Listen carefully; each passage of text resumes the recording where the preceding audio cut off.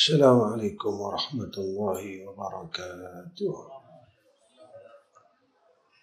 الحمد لله رب العالمين، والعاقبة للمتقين، والهادي إلى صراطك المستقيم. أشهد أن لا إله إلا الله وحده لا شريك له، وأشهد أن محمدا عبده ورسوله. اللهم صل على سيدنا محمد وعلى آل سيدنا محمد. اللهم لك الحمد وإليك المشتكى وأنت المستعان، ولا حول ولا قوة إلا بالله العلي العظيم. اللهم أكرمنا بالعلم والتقوى، اللهم أكرمنا بالعلم والتقوى، اللهم أكرمنا بالعلم والتقوى. Pertama sekali, kita panjatkan puji dan syukur pada Allah Subhanahu wa Ta'ala dengan hidayah, taufik, i'anah dan ta'yid daripada Allah Subhanahu wa Ta'ala. Mudah-mudahan Allah merahmati kita dan Allah membimbing kita terus hingga akhir hayat kita, dan dijadikan hidup kita ini dalam rahmat, dalam keredaan Allah Subhanahu wa Ta'ala. Imam Al-Qushairi dia sebut dalam kitab Risalatul Qushairiyah, dia kata kita ini untuk menagih, untuk dapat keredaan Allah ni cukup sukar, kata.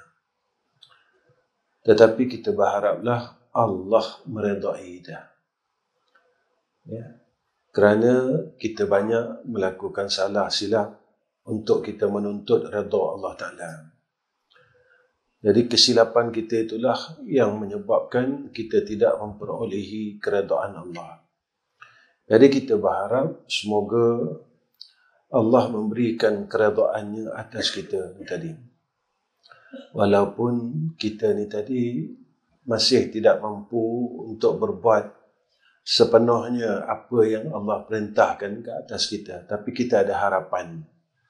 Yang pentingnya kita sentiasa berharap. Ketika ada berharap, kat situ ada ijtihad, yakni kesungguhan untuk kita menuju kepada keredaan Allah Subhanahu wa Ta'ala. Jika Allah redha kita, nescaya kita sentiasa dalam hidayah dan taufik Allah, dalam bimbingan Dia. Tapi bila kita tidak mendapat keredaan Allah, maka tatkala itu kita dalam kebenciannya. Sehingga dalam hadis qudsi Allah memerintahkan supaya kita cari dunia lain, alam lain, kalau engkau dah tak redha dengan aku sebagai Allah, sebagai Tuhan kita.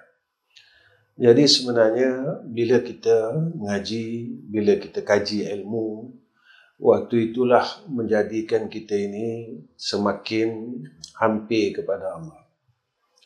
Bila kita kaji ilmu, maksudnya kita belajar, kita kaji tentang ilmu ini, menjadikan kita orang yang lebih kenal kepada Dia.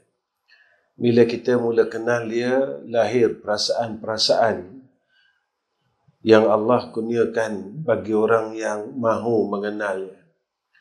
Kita ini, kita tahu Allah ada, tapi kita tak pernah yakin dalam hati kita ada Allah. Sebab itu dalam keyakinan ni ulama dia pecahkan banyak perkara. Ilmul yakin, ainul yakin, ya, haqqul yakin, kamalul yakin. Jadi kita tahu ada Allah. Saya pernah bertanya, kita tahu Allah wujud, tapi kita tak ada dalam hati kita merasakan wujudnya Allah. Saya tanya, tuan-tuan tanya, bila pernah kita merasakan ada Allah? Itu sebenarnya ilmu yang kita belajar ni kita kena bawa dalam hidup. Bukan sekadar kita mengisi bekas yang kosong dalam beg-beg ilmu kita. Kita kena bawa dalam hidup kita. Kita kena lalui dalam hidup kita tentang ilmu ni. Sebab itu kenapa kita tak dapat merasakan ada Allah?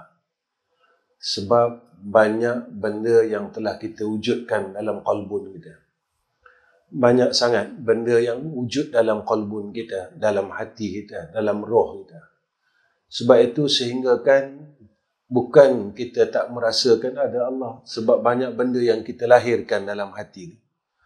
Ada duit, ada makhluk, ada itu, ada ini, ada itu dan sebagainya. Jadi kita terlupa perkara semua yang ada dalam diri kita ini daripada Allah Rabbul Izzah. Sebab itu bila sebut tentang ingat, yang Allah sebut dalam Quran, ala bi zikrillah tatma'innul qulub. Orang yang ingat Allah ni hati dia tenang. Jadi kenapa kita tak boleh tenang? Sebab merasakan ada Allah itu dalam hati kita ni kita tak dapat lagi. Dalam kitab tasawuf disebut ma'iyah. Ma'iyah ni rasa bersama Allah. Rasa bersama Allah. Ini yang Allah sebut dalam Quran itu. Ala bi zikrillah tatma'innul qulub. Sentiasa rasa bersama Allah. Maksudnya tidak lalai, tidak lupakan Allah. Antara kebinasaan yang besar, kesengsaraan yang besar adalah lalai kepada Allah Subhanahu wa taala. Kita lalai. Sebab itu, lalu kita tanya dalam diri kita, kenapa aku resah? Kenapa aku gelisah? Kenapa aku sentiasa dalam putaran masalah? Sebab ma'iyah ini telah hilang. Rasa bersama Allah ini, Allahumma salli ala sayyidina Muhammad. Rasa bersama Allah ini telah hilang dalam hati kita. Kerana apa? Kerana banyak benda-benda lain telah kita hadirkan dalam hati ini. Jadi waktu itu, kita tak dapat nak merasakan perkara itu. Saya nak sebut dekat sini, saya selalu, kita dah umur dah sampai 60, 70, 80. Kalau kita tak dapat perkara ni, kita adalah orang yang tidak berjaya. Kita orang yang masih tidak berjaya. Sebab kita sentiasa dalam keadaan lalai. Lalai ni bahaya tuan-tuan. Kalau mati lalai macam mana? Kalau hidup lalai macam mana? Kalau berniaga lalai macam mana? Kalau berkata dalam keadaan lalai macam mana? Sebab itu bila orang yang sentiasa ingat Allah, dia sentiasa mohon pertolongan Allah. Ya Allah tolong aku. Ya Allah bimbing aku. Ya Allah bantu aku. Sebab itu ketika kita sentiasa tak melupakan Allah pada waktu itu, hati kita bersandar kepada dia. Ini datang orang yang bertawakal kepada Allah. Orang yang bersandar kepada Allah. Kenapa kita bersandar pada Allah?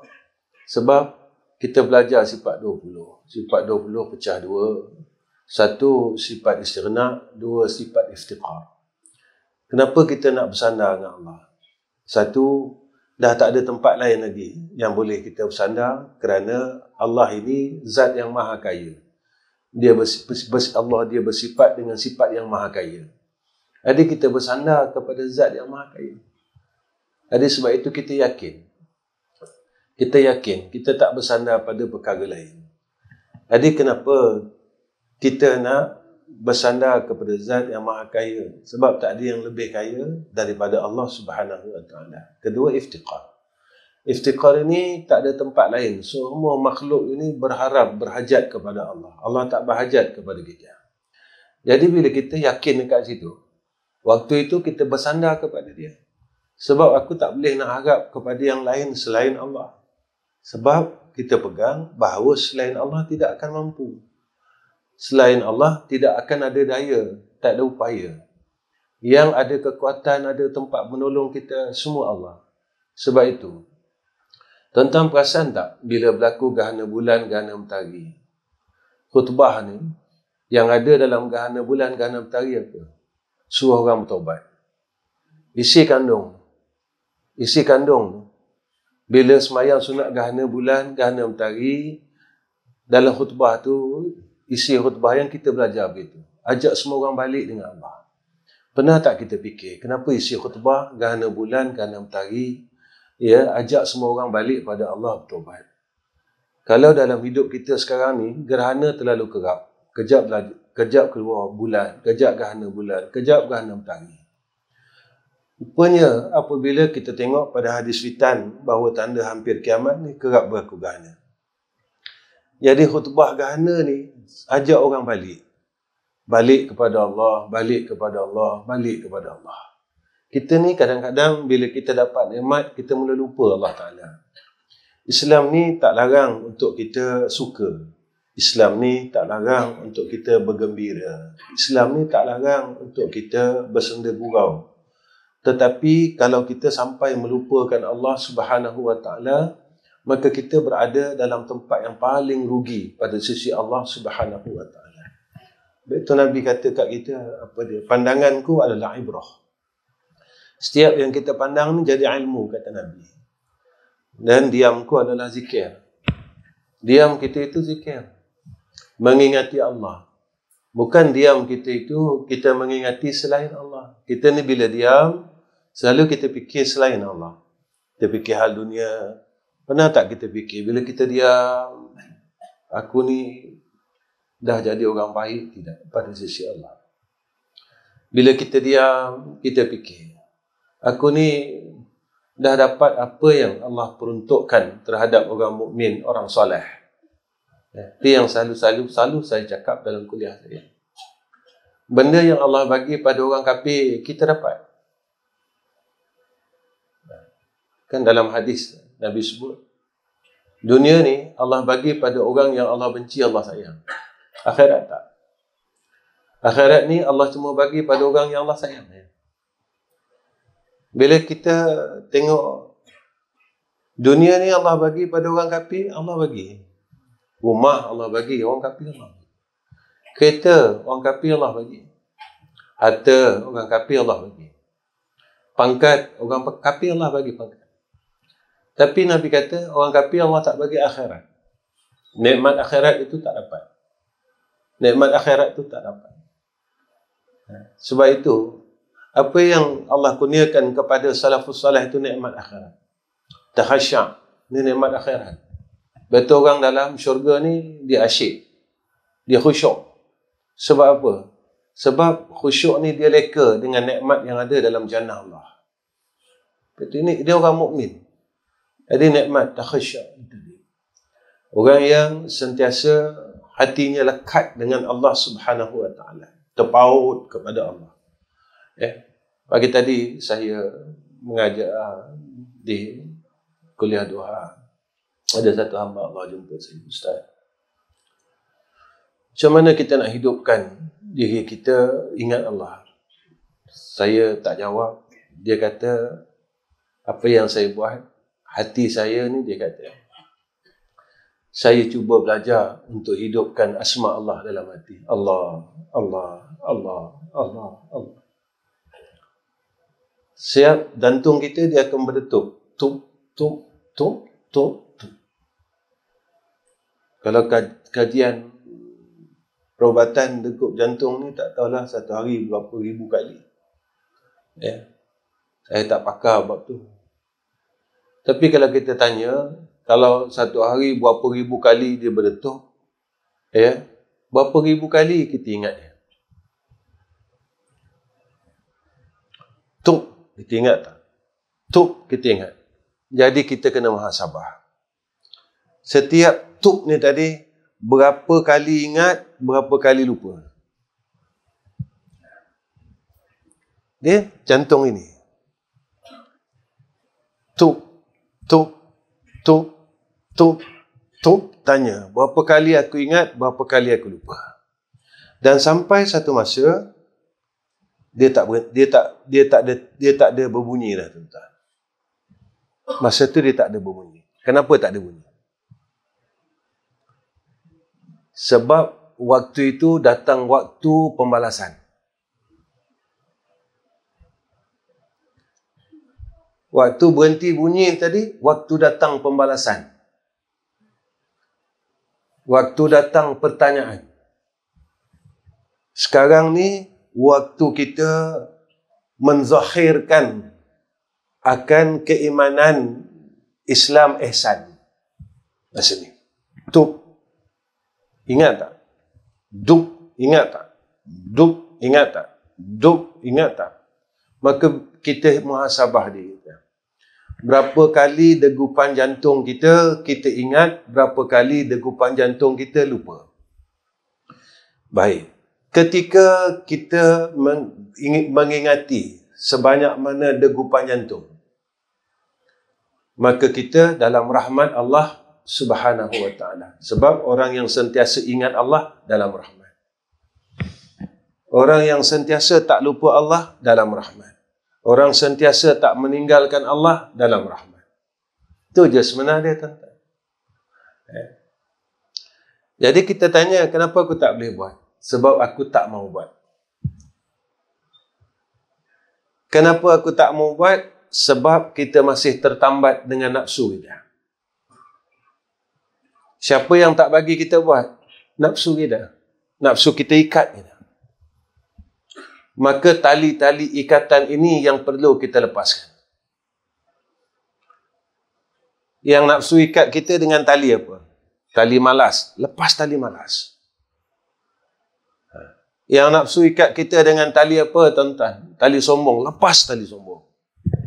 Yang nafsu kita ikat kita dengan tali apa? Lepaskan tali itu. Satu-satu ikatan tali nafsu itu yang ikat kita ni, lepaskan. Belajar lepaskan.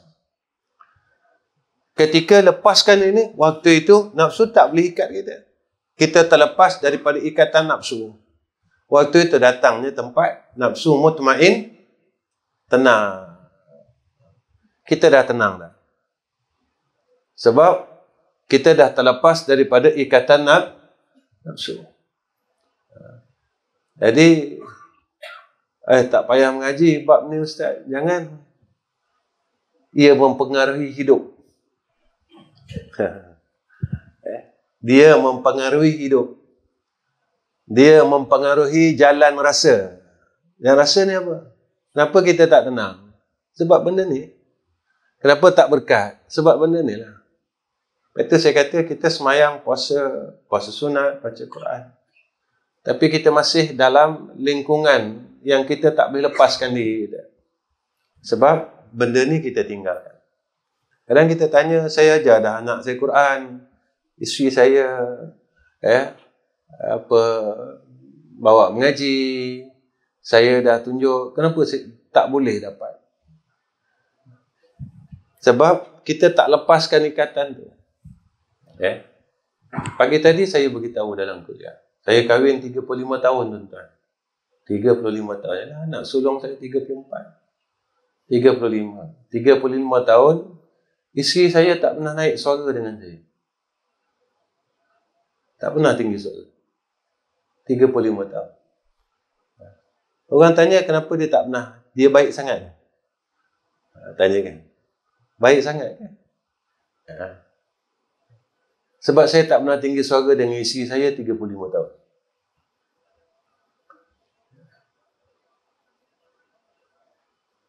Kita kena belajar lepaskan ikatan-ikatan ini. Ikatan pemarah, ikatan hubbud dunia, ikatan ini. Jika kita nak orang sayang kita, kita bagi kasih sayang.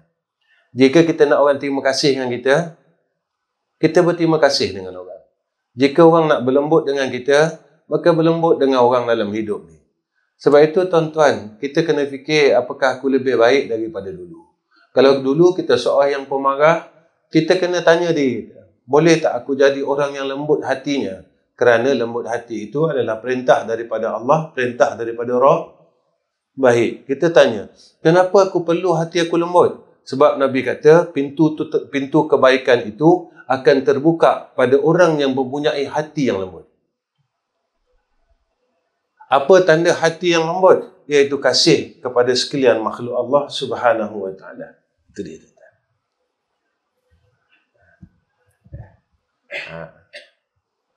Kita mengaji ni macam kita himpun harta. Himpun tak boleh guna. Nak buat apa? Kita himpun pakai. Bila pakai baru ada nikmat. Mana tak ki? Himpun kata dah ada banyak duit, kita pun bawa pergi berjalan. Tak?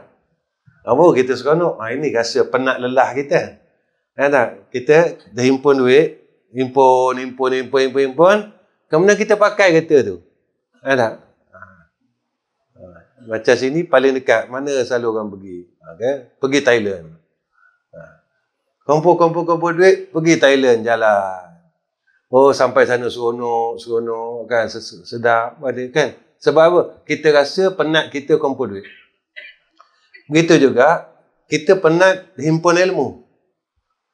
Maka penat itu kita rasa dengan kita belanjakan ilmu itu. Mana belanjakan ilmu itu? Dengan kita amalkan ilmu itu. Bila kita amalkan ilmu itu, kita dapat rasa nikmat ilmu itu. Tapi kalau kita simpan dan kita tak belanjakan ilmu itu, macam mana kita nak dapat nikmat ilmu? Macam mana kita nak rasa nikmat kita dengan kita penat puluhan? Kita tak mau jadi orang yang kumpul ilmu. Kita mau jadi orang yang membelanjakan ilmu. Kenapa nak belanjakan ilmu? Betul Sayyidina Ali karamallahu wajah disebut ilmu ni, kalau kita belanjakan dia tak kurang, dia bertambah, kata Sayyidina Ali. Tapi harta ni kalau kita belanjakan dia makin kurang. Dia belanja kurang, dia belanja kurang, dia belanja kurang. Tapi Sayyidina Ali kata ilmu ni dibelanjakan makin tambah, dibelanjakan makin bertambah, dibelanjakan makin bertambah. Jadi belanjakan ilmu. Jangan himpun ilmu, jangan kita simpan ilmu sehingga ilmu ini menjadi laknat atas kita besok di padang mahsyar. Baik. Bismillahirrahmanirrahim. Qala musannif rahimahullah ta'ala. Ni kiamat boleh dah, baru hafal, baru habis kitab ni. Saya memang baca kitab macam tu kan. Baca tak banyak, 2 baris. Sebulan 2 baris. Sebab kita bukan nak khatam kitab. Kita nak supaya kita boleh belanjakan ilmu kita ni tadi. Setiap ilmu yang kita belajar, kita dapat rasakan ilmu kita. Itu. Dia baris mana tu? Berapa?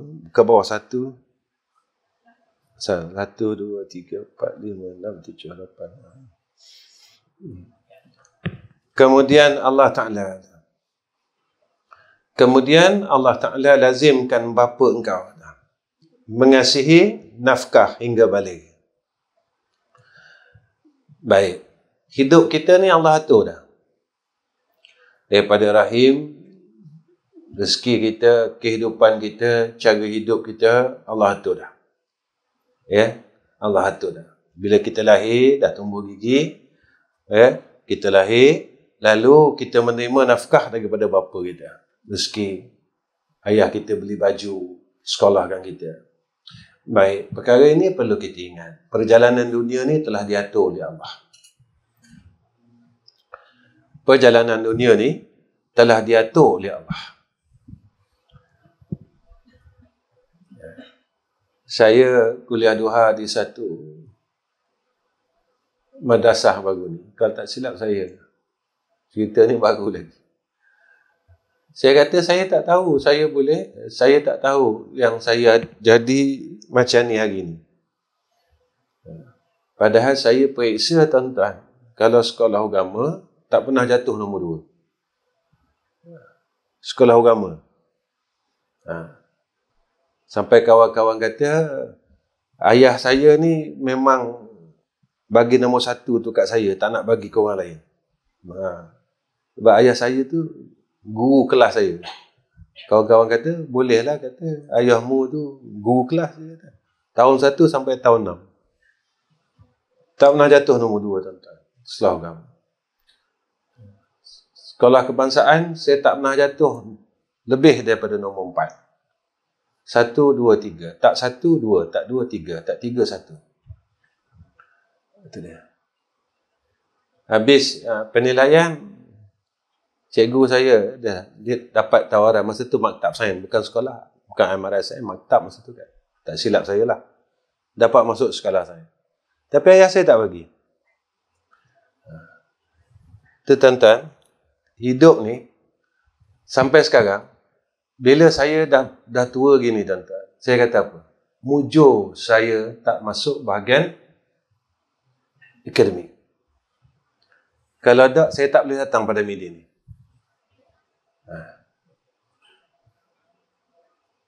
Mungkin saya jadi doktor, tuan-tuan. Mungkin saya jadi speaker parlimen. Saya tak jumpa, tuan-tuan. Saya tak jumpa tuan-tuan. Saya tak bercakap hal ni. Ya. Saya akan cakap pak aturan itu, pak aturan ini. Rupanya Allah takdirkan kepada kita ni, sekarang kita kata apa? Alhamdulillah. Masa mula-mula dulu kita protes. Kenapa ayah aku tak bagi? Kenapalah aku naklah macam ni, gini. Betul tak tuan-tuan? Sama juga. Masa kita kecil dulu ayah kita garang. Pukul kita, macam-macam lah, marah kita. Ya tak? Sekarang ni, bila ayah kita tak ada, kita kata apa? Mujur ayah aku, ajar aku gitu. Kalau tak, aku tak jadi orang. Gitu. Tapi masa perkara itu berlaku, kita protes. Kalaulah kita tahu takdir hidup kita, kita tak ada badan nak, betul tak? Ayah, pukul lagi. Ada gitu kan? Kita tak lari. Kita tahan telinga kena marah. Kalau tahu, sebab kita tak tahu takdir kita. Ketika kita telah berada di suatu masa, kita kata apa? Mujur. Inilah kita sebenarnya orang yang tidak pernah puas hati dengan takdir yang berlaku. Sebab kita ni jenis orang begitu. Sifat manusia ni, dia memang jenis tak puas hati. Daripada zaman dulu lagi. Zaman Bani Israel lagi. Tak puas hati. Dan sifat manusia ni engkar. Sifat manusia ni lupa. Sifat manusia ni bodoh. Sifat manusia ni zalim. Ni yang Allah sebut dalam Quran. Baik itu kita kena belajar. Dan terus belajar. Dan sehingga kan apa yang perlu kita buat sebagai hamba. Apa dia tuan-tuan? Kita doa banyak-banyak. Ya Allah, bagi aku kekuatan untuk melalui takdir ni yang aku sendiri tak tahu apa kebaikannya. Itu dalam Quran didik kita. Rabbana ma khalaqta hadza batila subhanaka faqina azaban. Ya Allah, semua yang kau takdirkan ni tak ada satu yang tak baik. Cuma aku yang tak tahu. Aku tak tahu apa rahsia takdir itu. Kalau orang Melayu kita cakap apa? Tiap-tiap yang berlaku pasti ada hikmah ni ilmu. Bukan hikmah ni surah Padamidin, bukan. Hikmah ni surah Al-Hikmah. Surah yang penuh dengan ilmu. Itu dia. Ya? Kita kata macam tu. Tapi kita tak boleh menerima hikmah itu. Kita tidak boleh tidak mahu belajar hikmah itu. Kita tidak mahu merasakan hikmah itu. Hikmah inilah yang kita kena tahu, yang kita kena rasa, yang kita kena belajar. Baru datang kita meredai takdir Allah. Ya. Baik. Hingga balik. Sampai kita balik. Ya. Sampai kita balik. Ya, sampai kita besar. Ya. Sebenarnya kerja seorang ayah ni sampai mati.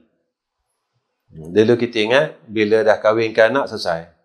Tak, tuan-tuan. Saya pun ingat macam tu dulu.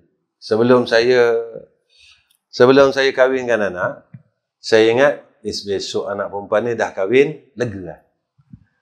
Rupa sekarang pun tak lega gitu, tuan. Kita fikir anak kita lagi. Macam mana ya anak aku? Macam mana ya cucu aku? Susu dia, nafkah dia, cukup tak duit belanja. Sampai sekarang fikir dia. Jadi kerja seorang ayah, kerja seorang ibu takkan habis sampai mati. Rupa tugas ayah ni tak habis. Bukan selepas dia besar, kita jadi wali dia, selepas jadi wali, habis. Tak habis. Maka ayah ni sampai dia mati, dia akan fikirkan. Dia akan fikirkan anak dia, dia akan fikirkan keturunan dia. Sampai dia mati, fikir-fikir. Dan inilah sifat seorang ayah seperti mana yang ditunjukkan oleh Rasulullah sallallahu alaihi wasallam. Tuan-tuan pernah dengar cerita kan? Bila Siti Fatimah minta dicarikan khadimah. Kita sekarang ni orang gaji lah. Rasulullah fikir untuk Fatimah. Fikir untuk Sayyidatina Fatimah Az-Zahra. Itu yang kisahnya, pengkisah tepung ini berjalan. Nabi arahkan dengan dimulakan dengan kalimat bismillah, dia berkisah. Dan pengisahnya kata, ya Rasulullah, aku tidak akan berhenti kisah sehingga hari kiamat jika engkau tak perintahkan aku berhenti. Dia nak khidmat dengan Nabi SAW. Sentiasa, tuan-tuan, seorang ayah ini sentiasa. Dan ada satu kisah, Sayyidina Rasulullah SAW bertanya kepada Fatimah, wahai Fatimah Az-Zahra, dah semayang belum? Masa itu Fatimah dah kahwin. Maka tetap, saya nak beritahu dekat sini bukan kisah ini. Saya nak beritahu ini tentang seorang ayah, sifat seorang ayah tidak pernah dia meninggalkan, memikirkan tentang anaknya sehingga dia tutup mata. Ini yang Rasulullah tunjuk kat kita. Baik. Tuan-tuan, saya selalu cerita kisah ini. Saat Rasulullah wafat, Fatimah Az-Zahra nangis. Rasulullah mesti fikir lagi pasal Fatimah. Ni, inda sakaratul maut. Saat Rasulullah tengah nazak. Rasulullah nampak Fatimah nangis. Nangis. Rasulullah panggil. Rasulullah bisikkan beberapa kalimat di telinga Fatimah Az-Zahra. Diam Fatimah Az-Zahra. Sampai Rasulullah nak jumpa Allah. Saat last kali. Ini sifat seorang ayah. Ada tak kita sifat seorang ayah seperti mana sifatnya Rasulullah SAW? Tanya tuan-tuan. Dan ini sunnah. Ini sunnah. Sunnah ini bukan hanya makan kurma, tuan-tuan. Makan kurma senang kan? Senang, tuan-tuan. Siapa nak makan kurma, kena ganjil. Ada sebiji. Kalau dah makan sebiji, nak 2, kena buah 3. Kalau dah makan 4 biji, jangan 4 biji. Kena makan 5 biji. Dia tak ada penyakit. Baru ni ada satu hamba Allah, orang lama, bergurau dengan saya. Orang kata kalau nak makan kurma, jangan makan, kena makan ganjil. Makan. Tadi makan dah sampai 7 biji, teringin lagi, 11 biji, teringin lagi. Nabi kata, buat aku makan semua. Dia kata. Aku pun habis kurma ni. Kata aku ambil hak ganjil. Kata. Betul dah tu. Kita boleh makan kurma, betul tak? Kita boleh minum air zam-zam, betul? Kita boleh makan dengan tangan yang kanan. Tapi kita tak boleh jadi ayah seperti mana Rasulullah SAW. Kena jadi ayah macam Nabi tunjuk. Kena jadi sahabat macam Nabi tunjuk. Ini yang kena ikut. Baik. Makan senang, tuan-tuan. Siapa yang tak suka makan dalam dunia ni? Nabi kata 2 perkara yang tidak pernah puas dalam hidup. Pertama, Nabi kata makan. Kedua, bersama dengan isteri dia. 2 benda ni Nabi kata tidak akan pernah puas dalam hidup seseorang. 2 benda yang kita suka. Baik. Kemudian apa lagi kata musannif? Dan Allah Ta'ala angkat taklif syarak pada engkau ketika belum balik. Selagi belum balik, maka taklif syarak ni tak ada. Kita tak boleh jadi mukallaf. Tak diberati dengan hukum syarak. Jadi anak yang kecil, kita tarbiyah untuk solat, kita tarbiyah untuk puasa, kita tarbiyah untuk sedekah. Itu Nabi sebut muru'un bi sab'in wadribuhum bi asrin. Bila kita ada anak umur 7 tahun, suruh semayang. Tapi umur 10 tahun dia tak semayang, Nabi kata wadribuhum. Gotan ni. Gotan dia, tuan-tuan, diisyaratkan gotan anak ni tadi tidak boleh melebihi besar ni. Jari kelingking.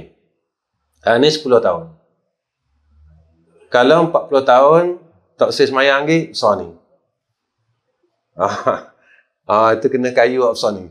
Baru padan. Ini gurau ya, tuan-tuan. 10 tahun tak nak semayang, isyarat Nabi kata wadribuhum bi asrin. pukul pada umurnya 10 tahun. 10 tahun. Dan rotannya besar ni. Sebab itu tiap-tiap rumah disunatkan kita siapkan rotan. Bukan suruh pukul, tak. Sebab jadi satu perkara yang menjadi perhatian anak kita. Ya. Perhatian. Anak kita jadi perhatian. Sunat saja. Ini sunat, ya, suruh sediakan rotan di rumah. Bukan nak pukul, tuan-tuan. Saya rotan ada 10 kat rumah. Hak kecil-kecil tu 10. Sebab saya beli sebekas. Tapi dalam hidup saya, tuan-tuan, anak yang pernah saya rotan seorang. Itu pun sekali semua hidup. Anak saya nombor 4. Yang nombor 4. Malah ni kalau dia tengok, mesti ayah cerita pasal saya dia. Masa tu umur dia 4 tahun, dia nak beli aiskrim. 5 tahun. Datang orang jual aiskrim, dia buka beg duit saya, lalu dia ambil duit RM50. Dia beli aiskrim, dia beli aiskrim, kemudian saya tengok aiskrim kat tangan dia, saya kata, abang dapat duit mana? Dia kata dia ambil dalam beg duit saya. Saya rotan dia, tuan-tuan. Umur 5 tahun tu saya rotan.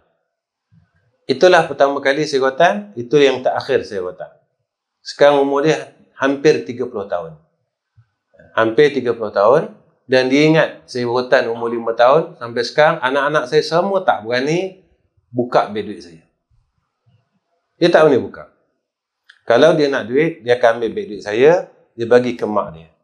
Dan isteri saya akan bagi ke saya. Saya yang buka zip beg duit saya. Ya. Sebab apa? Sebab Nabi tak suruh kita rotan hari-hari. Baik. Saya pernah tanya dengan guru saya, macam mana nak pukul anak? Guru saya kata, pukullah dengan tiada amarah. Maka dia berserta hidayah. Pukul jangan dengan marah. Kalau pukul dengan marah, dia tidak jadi hidayah. Dia berserta dengan syaitan. Bila orang tengah marah ni, dia berserta dengan syaitan. Tapi pukullah dengan tidak ada perasaan amarah. Ini saya cerita tentang. Satu hari murid saya di madrasah buat salah. Saya rotan semuanya. Sedang saya rotan 1, 2, 3, 4, 5, 6 sampai ke yang ke berapa belas. Ada sikit saya nak marah ke pelajar ni. Saya nak marah dia, tuan-tuan. Jadi bila perasaan itu ada dalam hati saya suruh dia orang bagi semula. Dan 10 batang rotan ni saya bagi tiap-tiap seorang. Saya kata tolong rotan saya balik. Dia orang terkejut, kenapa? Saya minta saya dirotan semula. Sebab saya rotan dia orang dalam keadaan saya marah pada dia. Tak kali itu kalian yang kena rotan ni tak dapat hidayah. Ya. Tak berserta petunjuk daripada Allah. Apa yang berlaku, tuan-tuan? Dia orang datang dengan saya bawa rotan. Tapi tak kala dia orang di hadapan saya, dia ambil rotan tu dan dia orang buang, dia orang peluk badan saya seorang-seorang. Dia cakap apa? Ya, kami minta maaf. Setiap anak murid saya yang pegang rotan, dia buang rotan. Dia ambil rotan, dia buang depan saya. Dia peluk badan saya dan dia cakap, ya, kami minta maaf. Ayah, kami minta maaf. Ayah, kami minta maaf. Tuan-tuan, tatkala kita ini tidak mengikut apa yang diperintahkan oleh Allah. Dan kita tahu kan, bila orang tengah marah, apa Nabi perintahkan kita? Nabi suruh ambil air semat. Sebab apa? Sebab masa itu, isyarat dia apa? Kita dipengaruhi oleh syaitan. Syaitan ni, unsur dia daripada api. Maka Nabi suruh kita ambil sembahyang. Memang kita marah tu sebab anak kita tak sembahyang. Tapi kita marah itu dengan amarah. Ya. Biar kita marah itu dengan perasaan kita mentarbiah dan mendidik, maka tatkala itu, maka rotan kita itu, marah kita itu, perkataan yang keluar pada ketika itu bersama hidayah dan taufik. Baik. 10 minit lagi. Lepas setengah.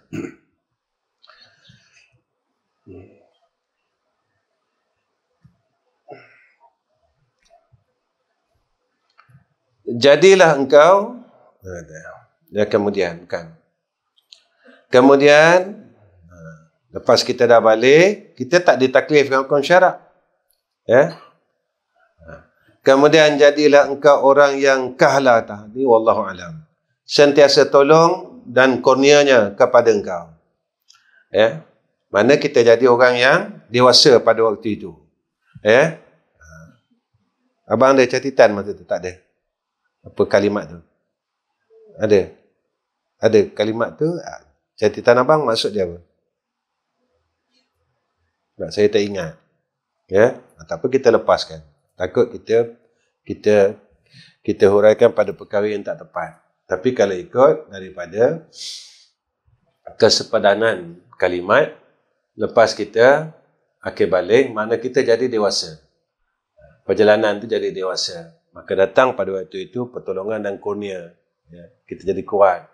Ya. Dan kita lalu zaman tu. Kita akan lalu zaman muda. Macam kamu lalu zaman muda. Ya. Kami ni kejap lagi nak sampai. Ya. Gunakan zaman muda ini untuk kita membantu orang lain.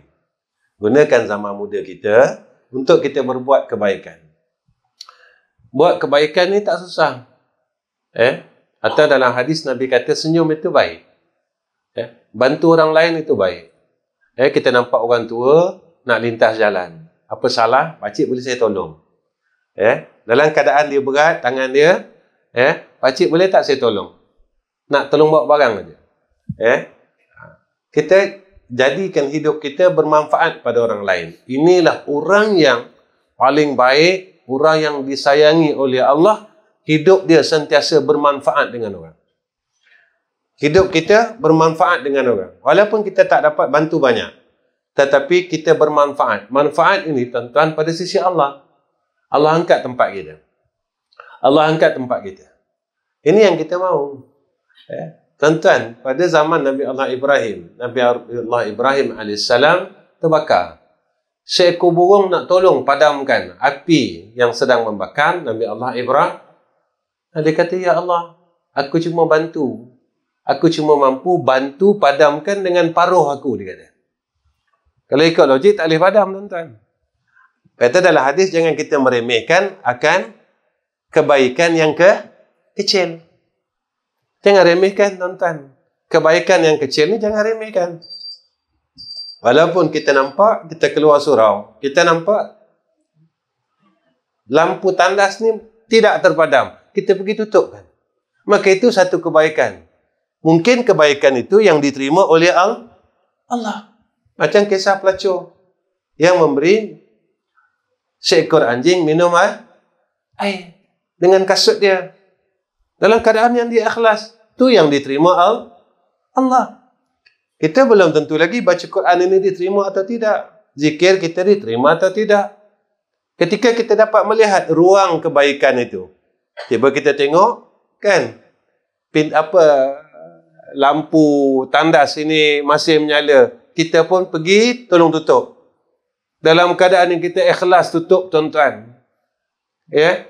Rupanya amalan itu yang besok bercahaya besar di padang mahsyar. Amalan tu yang diterima. Sebab amalan orang yang ikhlas ini sehingga malaikat tak tahu nak tulis. Amalan orang yang ikhlas ini hanya Allah yang layak untuk membalasnya. Banyak mana? Kita tak tahu. Walaupun amalan itu kecil. Kalau kita nak selamat dekat sana, Nabi sebut, nak senang dekat sana, senangkan umat Islam dalam dunia. Nak mudah di sana, mudahkan urusan umat Islam dalam dunia. Kalau kita tak nak aib kita dibuka di padang mahsyar, jangan buka aib orang di dalam dunia. Ini hadis. Tapi kalau kita suka buka aib orang, cerita hal orang ni gini, tak habis-habis, tuan-tuan. Besok kat sana Allah buka aib kita sepenuh-penuhnya. Lepas tu kena doa, Allahumma stur li uyubi bi sitrikal jamil. Minta dengan Allah. Allah masturli uyubi bisitrikal jamil. Ya Allah, tolonglah tutup aibku dengan tutupan keelokanmu. Minta dengan Allah. Ya Allah, tolong tutup. Ya, aku sekarang ni tengah belajar nak tutup semua aib orang Islam. Aku tak nak dengar dah, ya Allah, aku tak nak bicara dah. Dulu aku silap. Ya. Jadi bila cerita ni cerita tentang seorang pemuda yang berbuat dosa kepada Allah. Lalu dia nak bertaubat. Tak kala dia nak pergi kepada satu perkampungan dinamakan Qaryatut Taubah, ini dia mati. Tak sempat taubat lagi. Tak sempat pun diterima oleh Allah kerana niat dia menuju ke sana. Ada kita usaha. Itu yang saya katakan, rahmat Allah ni luas. Luas, tuan-tuan. Kita tak mampu nak tinggal, tapi kita sedang usaha. Kadang-kadang bila ada orang nak cerita pasal aib orang lain, saya macam tu, tuan-tuan. Saya pun kadang-kadang terdengar. Dan bila ada orang nak cerita hal orang lain, kita ubah tajuk lain. Ni nak cerita sikit ni. Kita ubah. Mu beli gula mana? Ada. Ada orang nak buka cerita kan. Aku nak cerita kamu ni, orang ni gini, orang ni gini. Dia tanya, mu beli beras mana? Ada. Kedai mana murah ni? Mana gitu.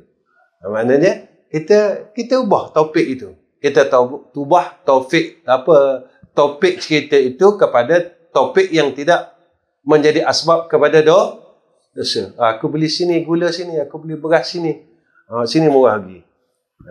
Sini boleh lagi beli. Pergi lah sana. Tak kala kita menunjukkan kebaikan pada orang lain. Orang lain dapat kebaikan itu. Satu ibadat, tuan-tuan. Tunjukkan. Mu kalau nak beli sini murah lagi. Satu kebaikan. Inilah, tuan-tuan, yang saya nak pesan untuk diri saya. Saya rasa cukup ya. 8.30. Sebab kita isyak awal, maghrib awal. Kalau saya berhenti 8.30, tuan-tuan, inna lillah. Ke-9. Jadi lama sangat mengaji. Mengaji ni kita tak boleh lama-lama. Sampai situ dulu. InsyaAllah. Kalau ada rezeki, kita jumpa bulan 11. Bulan 10 saya tak dapat datang. Ada beberapa hal yang tak boleh dielakkan. Bulan 10 tak datang, kita jumpa bulan 11 insyaAllah. Tuan-tuan tolong doakan saya lah. Doakan saya. Saya suka dengan tuan-tuan sebenarnya. Sebab apa? Sebab kita sama-sama berusaha nak jadi orang yang baik. Kita belum jadi orang baik. Tuan-tuan saya tak tahu. Saya lah. Saya belum jadi baik. Kadang saya duduk seorang menangis. Saya tak dapat jadi orang baik. Tak dapat jadi ayah baik. Tak dapat jadi kawan yang baik. Tak dapat jadi abang yang baik. Kadang-kadang saya fikir, aku jadi abang dah 54 tahun. Aku tak boleh jadi abang yang baik. Kadang tengok adik kita susah, kita tak mampu nak tolong. Adik kita macam ini, kita tak mampu nak tolong. Aku jadi abang ni, apa guna aku sebagai abang? Aku tak fikirkan umat yang paling dekat dengan aku. Macam mana kita nak fikirkan umat yang paling jauh, tuan-tuan? Umat yang dekat dengan kita pun kita tak boleh fikir. Umat yang dekat dengan kita pun kita tak mampu nak bantu. Tak mampu nak selesaikan. Apa guna aku jadi abang? Kadang-kadang saya fikir, tuan-tuan. Fikir dan terus fikir. Aku ni Allah terima tak besok kalau aku balik? Anak-anak aku dakwa aku tak? Isteri aku dakwa aku tak? Adik-beradik aku dakwa aku tak? Anak-anak saudara aku dakwa aku tak? Tentang hablum minan nas. Hablum minan nas ni tinggi. Itu yang Nabi ajar kita. Tinggi hablum minan nas. Jadi tuan-tuan, kalau kita nak dekat dengan Allah, cepat kemaskan hablum minan nas. Baik, setakat tu je. Tolong doakan kami. Kemudian saya nak minta tuan-tuan tolong sampaikan perihal madrasah kita di Kampung Gemuruh tu. Kita sampai dengan kawan-kawan.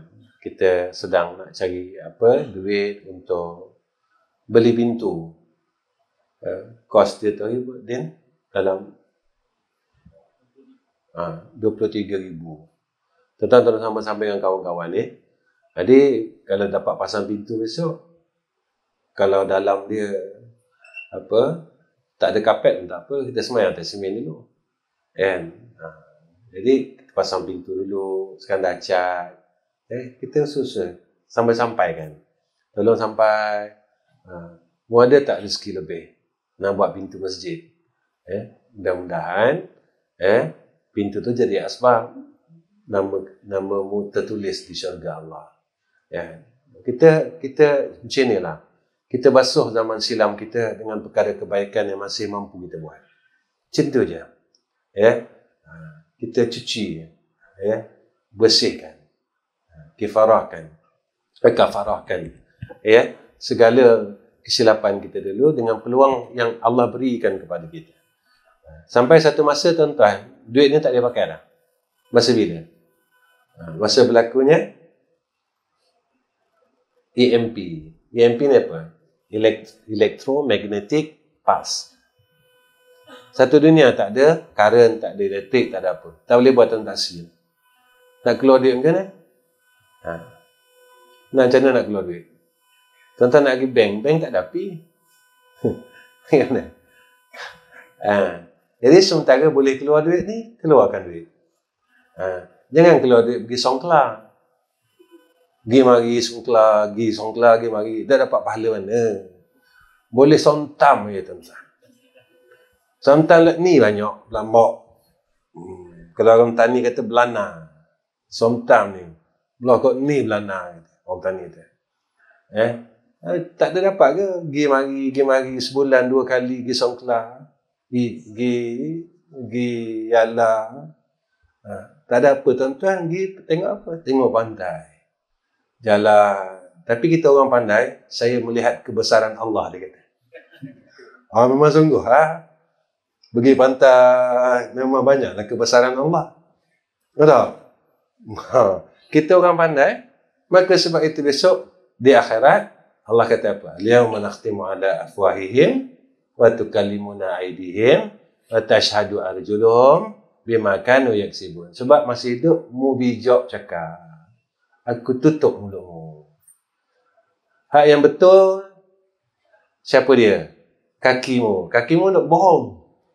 Tanganmu, dia nak bohong. Dia cerita, ya Allah, sebenarnya, ni kita kalah ni. Sebenarnya, ni cerita betulnya.